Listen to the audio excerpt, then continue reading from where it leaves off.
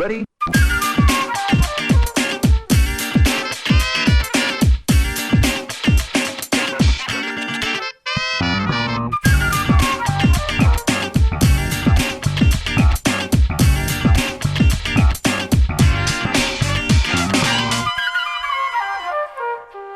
G'day everyone, and welcome to Flock episode 4. I wasn't expecting to have to do a show so quickly after getting out episode 3, but the wheels of the NBA off-season move swiftly. I am your host, Lyle Swithenbank, all the way from Perth, Western Australia.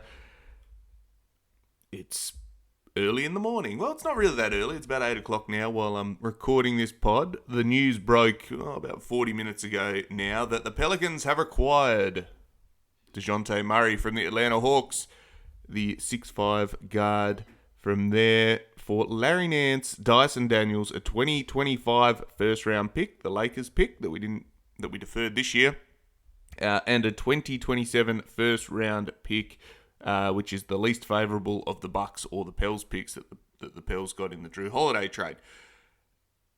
Subsequently, that was reported by Woj about an hour ago. It was then subsequently updated to also include EJ Liddell. Now,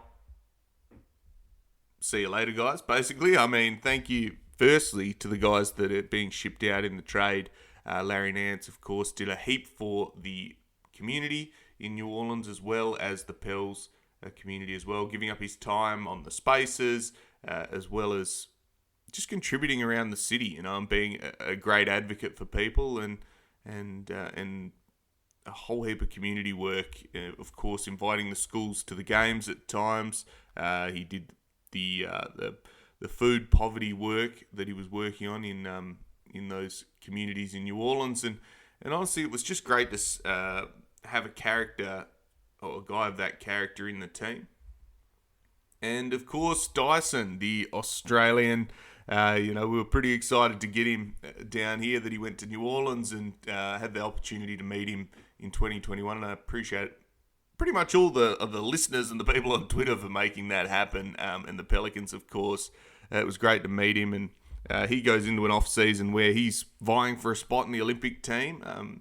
And a new change of scenery for him. I think it's a great opportunity for him at Atlanta, and it gives, in a team that's rebuilding, there's probably space for him to get some minutes, which I think's great, and hopefully he continues to develop and really come into his own and have a great and successful career, I suppose. Hopefully not as successful as a Pelicans one, but that's just my biases, given that I don't follow the Hawks. Now,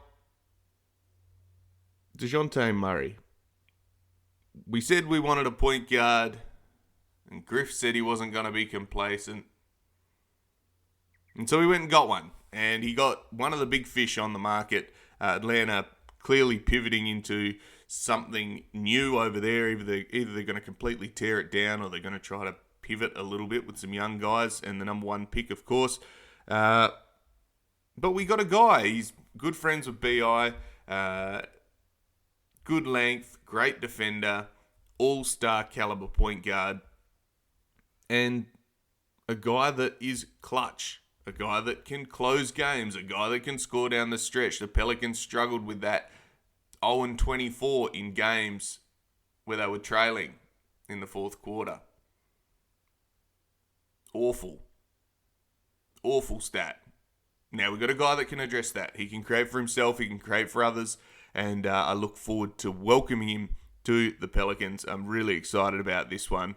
It's the big fish, and you did it without giving up Brandon Ingram, which is crazy to think that you've managed to pull this off. And considering the haul that Atlanta had to give to get Dejounte Murray, we now sort of made off like bandits, I guess, with the big fish of the offseason so far. That's the first shoe to drop out of that Atlanta team, and we've managed to snag him. So really excited for that. We still have a spot for a center. He's sending out 3 players for 1, means that you've got empty roster spots. There's still a bit of cap room there. Well, cap room before we hit the hard barrier at the first apron. And what that means is that you now need to go out and find some. You're either re-signing guys, or you're going out and finding some cheap budget centres, or you're making your own big fish move and moving off one of CJ or Brandon Ingram. That is yet to be decided, I guess. We'll find that out in due course. I don't think this is the end of what the Pelicans will be doing this off-season, in terms of going after a big fish or going after, solid complementary pieces to go around Dejounte and Zion. But I'm excited. I think this is a really good first step. It frees up space for some of the other younger guys to come through as well, and gives us a new look. We needed someone that could actually run an offense instead of the spot starts between Zion and Brandon and CJ. You get a point guard, the ball will be in his hands. He averaged about 6.5 assists last year. Imagine what he can do with Zion, with CJ, with Trey, with BI if he's there, with a centre that is just going to stand under the basket and dunk it. You've got someone to play the music that everyone else can dance to, which I'm really excited about. You've got a point guard. He can run the offense. He can close games. It's awesome. It's really, really good. Again, that doesn't mean that it's not bittersweet that we lose some really high character guys out of the locker room, but you have to be ready to compete in this Western Conference. And Griff showing that he's not, and Bryson showing that they're not willing to sit on their hands and just watch other people pass us. I'm fine with that. That's good for me. Now, I only wanted to keep this one short. I just wanted to talk about that. The only other news that's come out is that James Borrego has withdrawn his name from contention for the Detroit head coach job. Perhaps that means he's hanging in New Orleans. I don't know if there's any other appealing jobs there besides moving to another bench, I suppose, as the 2IC.